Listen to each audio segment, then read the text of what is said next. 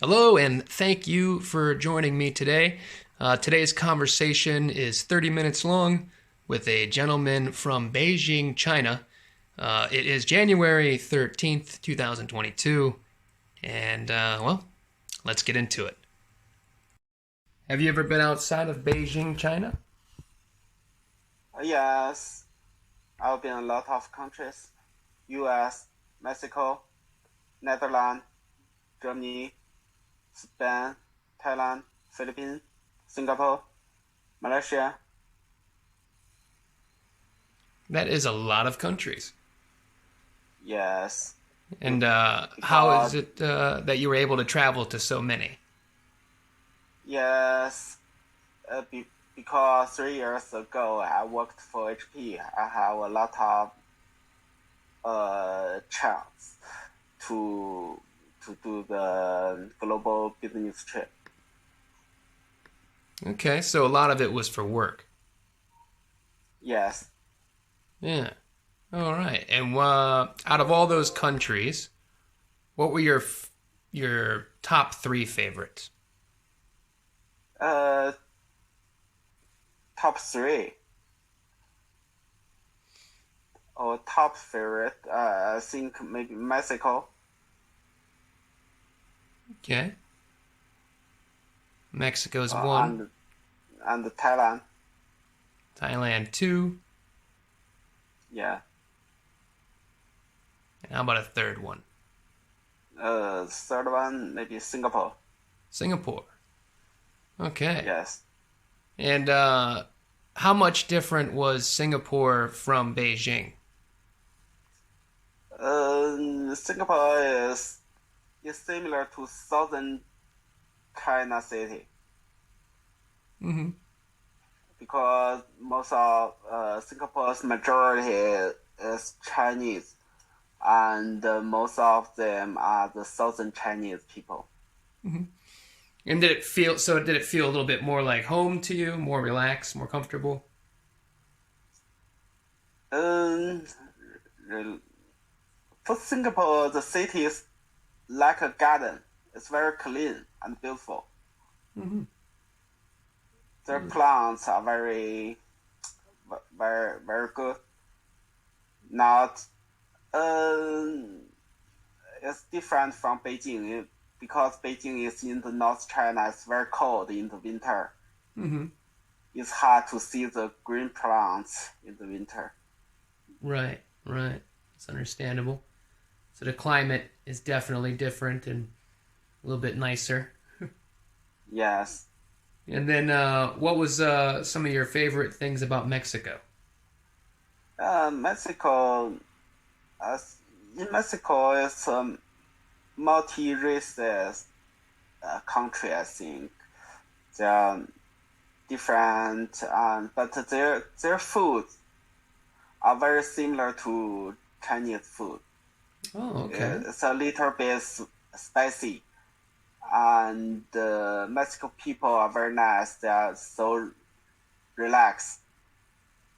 Maybe they don't want to work overtime, and every night they invite me go to the party.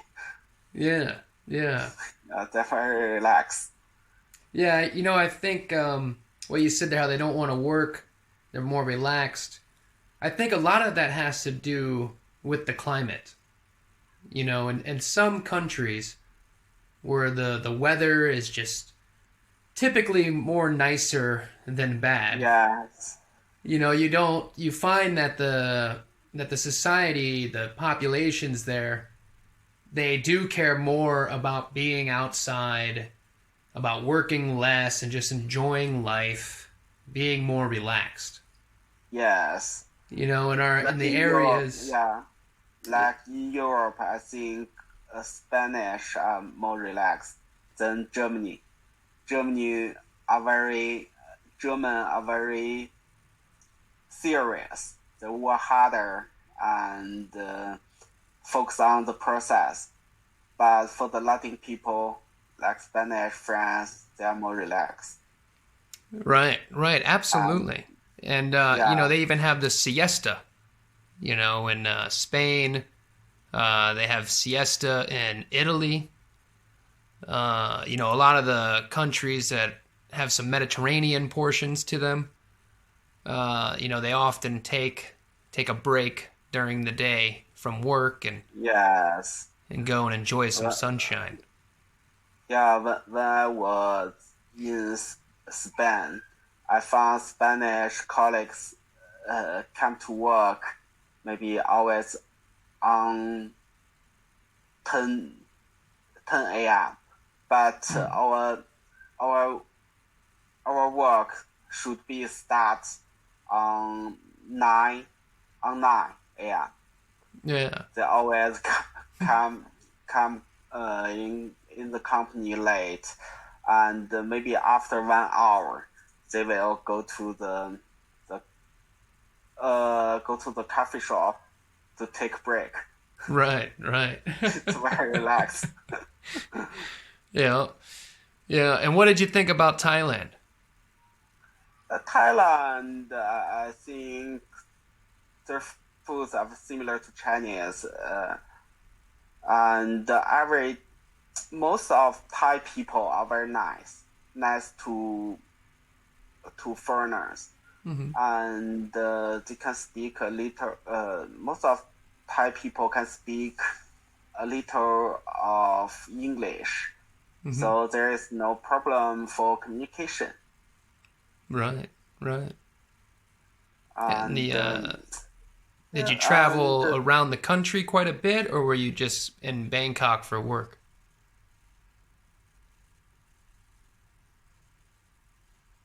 went to Thailand for the traveling. Okay, so you did travel around the country, and pretty beautiful country, huh? Yes. Where were some of your favorite parts? The sunshine and the beaches. Yeah, did you see the West Coast or the East Coast, or did you see both coasts? Yeah, both coasts. Yeah. I see, because it's very, how to say, it's very fresh for the northern Chinese. In my hometown in Beijing, it's very cold, and we have no any coast because Beijing city is not near to the sea. Right. Yeah, so when you're looking for a holiday destination, you're trying to find the ocean and nice warm weather, Yes. Definitely want to be more closer to the equator. Yes, different from Beijing. Yeah. But our dress is very hard. When we want to go to trap, we always choose winter because the winter is very cold in Beijing. So, but when we take off the airplane, we found it's hard to take off all the cold, and how to collect my sea coat. Yeah, your coat. Yeah, it's very hard. Yeah, I live in a very cold climate as well. So I grew up in Florida in the U.S., but I too traveled quite a bit during my 20s. And along my travels, I was living in Thailand for a couple of years. And I met a Swedish woman there. And so eventually I ended up moving to Sweden. And that's where I currently live, is Stockholm, Sweden. Yeah. And we too, here in Sweden, we like to travel during the winter months because not only does it get cold here, but it also gets very dark. And the more sunshine we can find around January, February is where we try to go. Yeah, so the Swedish is your girlfriend? Yeah, she's a Swedish woman, and she grew up in Stockholm, Sweden. And she was traveling on holiday for 6 months in Thailand when we met. And eventually, after being together a little bit off and on, long distance wise, we decided to finally be together. And I made the decision to move to Sweden. And I've been in Sweden now for 4 years. Yes. Yeah. Yeah. I think it's okay. It's very romantic. Very And domestic. yeah, you can adapt this environment soon because in US the population is not so big, same to Sweden. Oh, yeah. Yeah, definitely that. You know, the U.S. has 330 million people.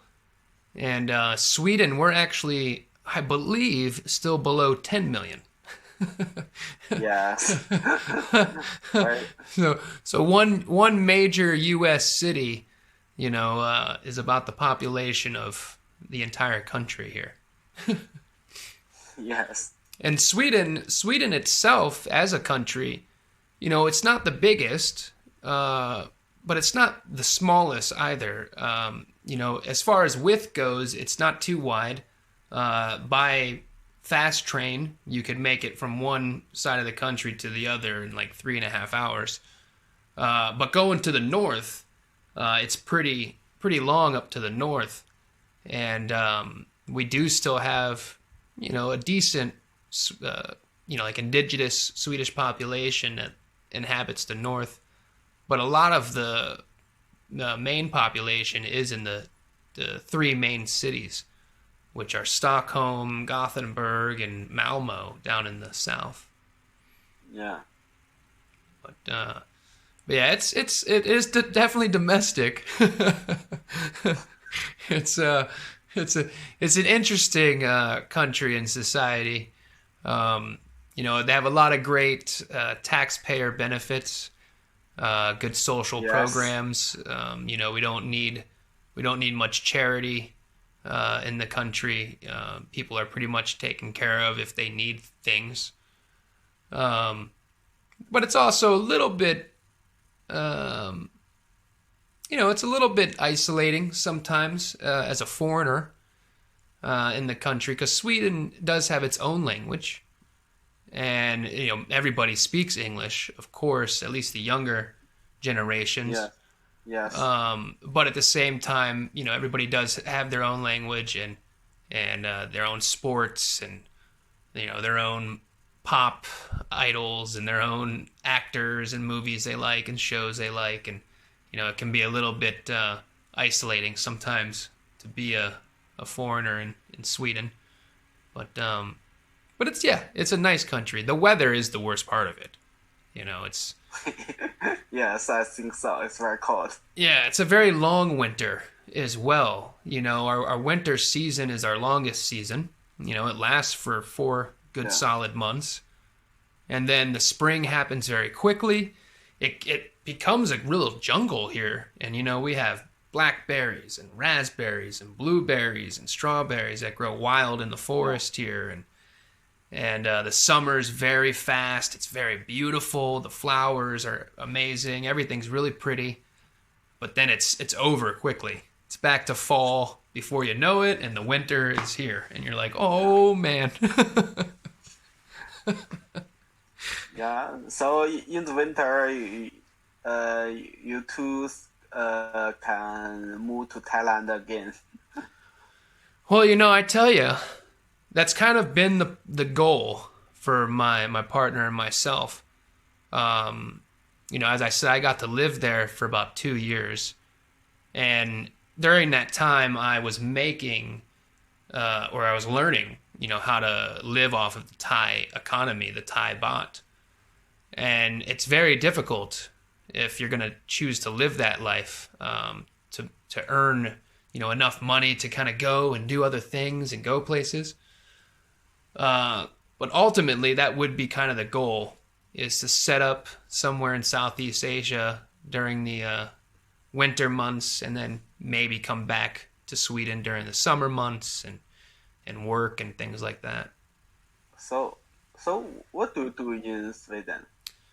Myself, I mostly work as a chef in the restaurant industry. Recently, the last couple of years, I've been working in a lot of different hotels around Stockholm. It's been up and down. Sweden is a very seasonal place. You know, during those summer moments, everybody's outside, everybody's eating and dining outside, and places are packed and everyone's having fun. But then during the winter months, it really does kind of shut down. People just want to go to work, go to the store, and get home. So things get a little bit slow. And then, of course, with the pandemic, you know, it's been really up and down the last couple of years. So I've been doing occasional work as a chef, and then also, you know, doing this. Yes. Yeah. But that's how I was able to travel so much. You know, almost 15 years ago was when I took my first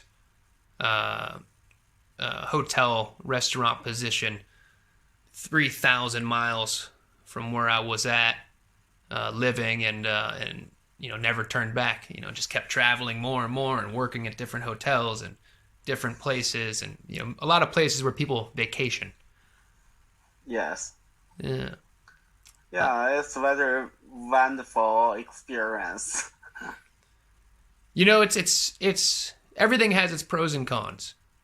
You know, I haven't quite figured out how to monetize all that life experience.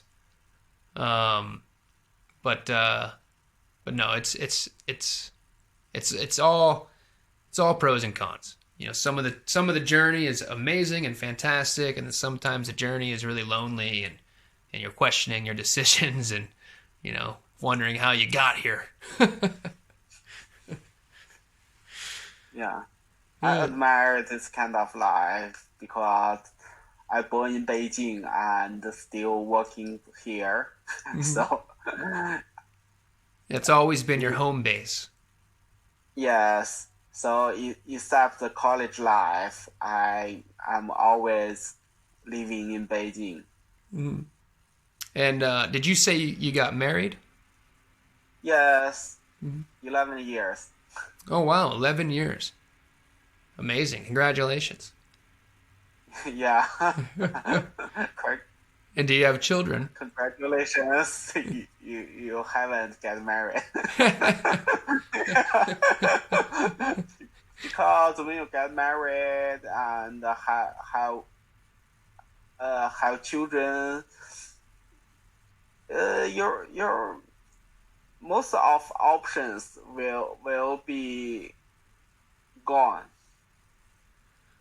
You know, you cannot live you cannot leave Beijing. For me, I cannot leave Beijing because my son need to go to school.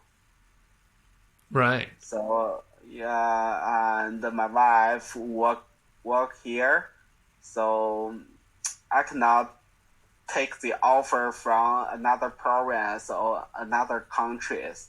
So I have to stay here. Yeah. Yeah, it's, you know, I mean, you're 100% correct. And, you know, that's one of the things that I try to remind people that don't really travel much or get out of their own countries is that we're all kind of the same around the world. And, you know, we have this weird idea that we're all divided, and, you know, those people over there they're weird and crazy and bizarre, and, you know, they're nuts. But at the end of the day, you know, we're humans. We have children. We have wives. We have family responsibilities, while also having dreams of travel and doing fun and exciting things. And we all have to realize, you know, what battles to fight, what things to pursue, and be grounded at times somewhere. And different experience, two types. Yeah. Yeah, it's and like you said, it's kind of like the next steps. It's in the process there. Yeah, I myself, I knew from a young age that I didn't want to have children. And people Yes. always kind of act surprised when you tell them that, and they always tell you, "Oh, someday you'll change your mind. Someday when you're older, you'll think differently."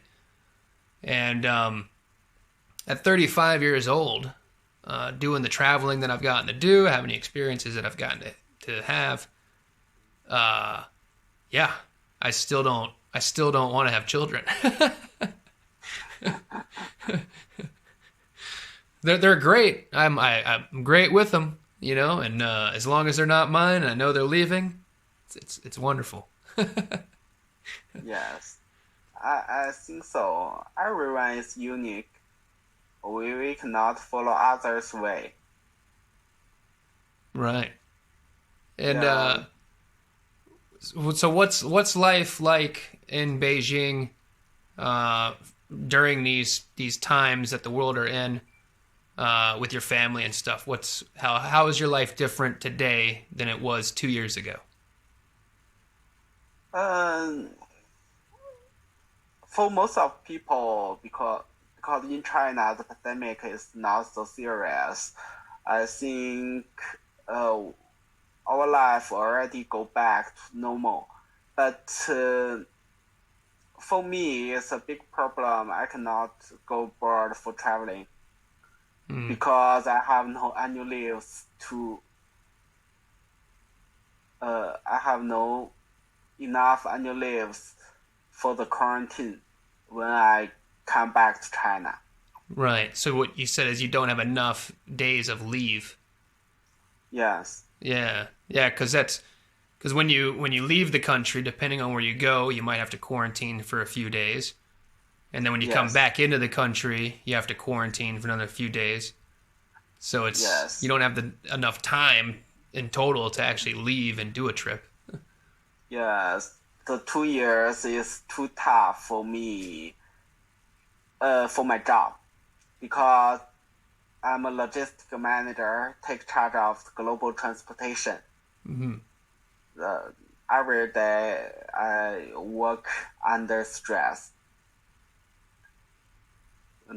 Yeah, the global transportation is not very good for now, and the freight charge increased a lot. I bet. Yeah, you guys got kind of whacked there pretty good with the whole Suez Canal ship blockage, and then of course the Yes, pandemic and everyone buying the essential goods, in crazy amount of numbers. A lot of issues. There's tons of issues with why the supply yes, chain is messed up right now. So yeah, it's got to be yeah, super difficult for you. yes. It's very crazy. Yeah. That's why I I want to go abroad for traveling very much. I want to relax myself. Right? Just to unplug for a minute.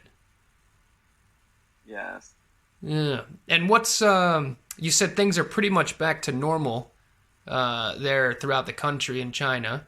I have Yeah. heard, it's interesting the type of news that we get depending on where we live. And I feel as a Westerner that myself, I don't have very much access to a lot of news that's coming out of China. And then Yes. when we do get news from China, it's all kind of painted in a negative light. There's biases towards it. But I have heard that you guys have like 3 different vaccine options, and they're not the vaccines like Pfizer or Moderna. They're not the vaccines that like Americans are getting or Europeans are getting. Yes. Different. Different. How to say?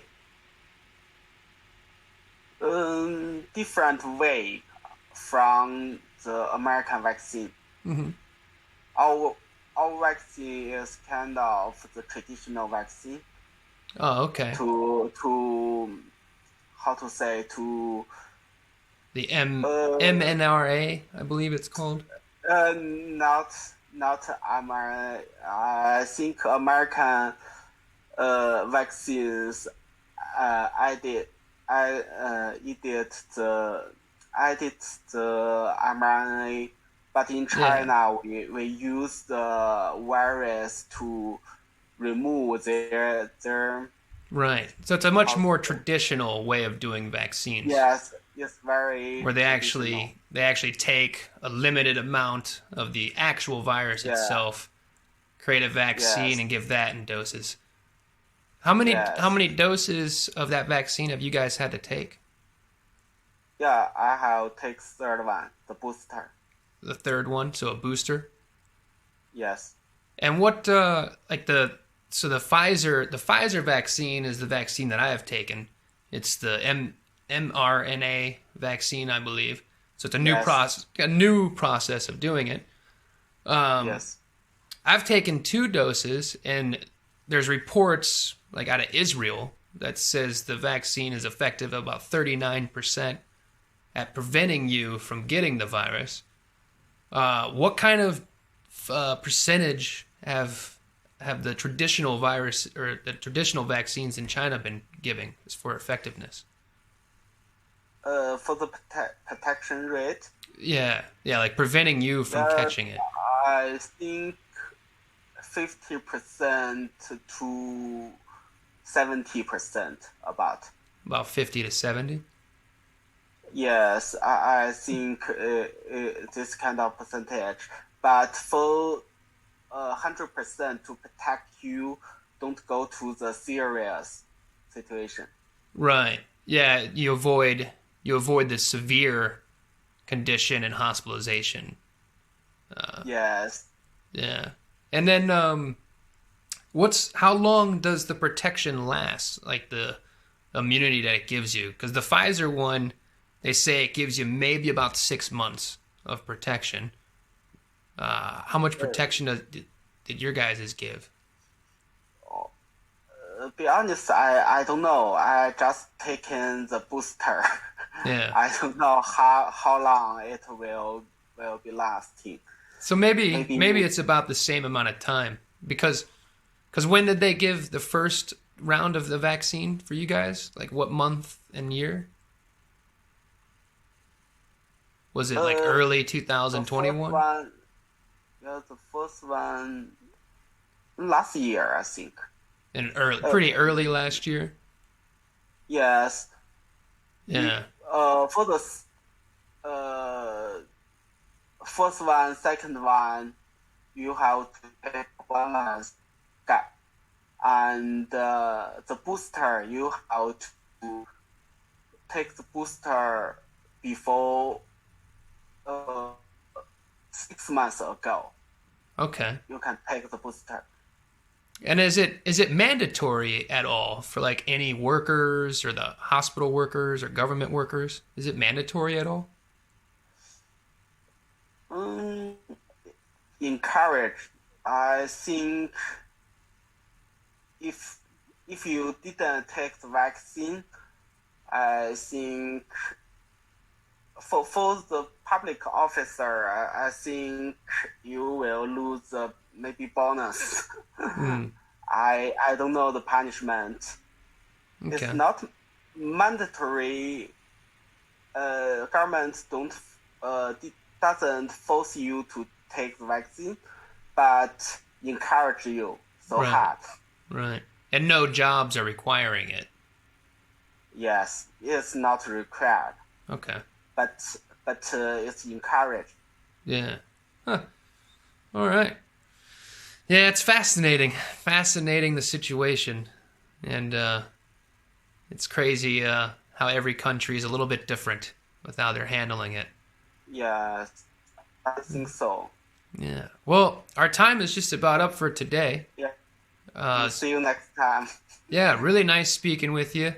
Awesome that you've gotten Yeah. to travel so much and you're incredibly informative and knowledgeable. I really had enjoyed this conversation. Thank you.